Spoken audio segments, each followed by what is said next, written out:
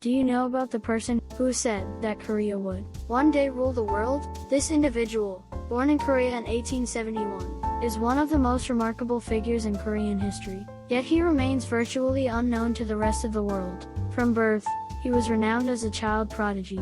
At the age of 31, he declared himself to be God, the ruler of the universe, who had descended to earth as a human, to prepare humanity for a great crisis. While the idea of God becoming human may seem contradictory, from a Christian perspective, in the East, it is believed that celestial beings, known as Sinseon, immortals, exist in heaven, and the leader of these beings is referred to as God.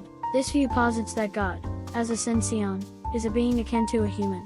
Through diligent cultivation, humans can even achieve the status of a Sinseon. The leader of these Sinseon has been traditionally called Sangjae or JeungSanDo in the East. Globally, figures like Jesus are revered as God, and in Buddhist culture, Shakyamuni Buddha is honored as a godlike being. In contemporary Korea, many religious groups have emerged since the nation's liberation, with their leaders claiming to be God or the reincarnation of Jesus. However, the model for these movements is actually JeungSanDo, who was born in 1871 and declared himself to be God, or Sangjae. While the leaders of many modern Korean religious groups make this claim, with no evidence of miraculous deeds, there are countless testimonies of JeungSanDo performing extraordinary acts, such as raising a person who had been dead for a week, curing incurable diseases, and healing the paralyzed. Furthermore, shortly after he ascended back to heaven, one of his disciples founded a group called Pocheongdio, a USA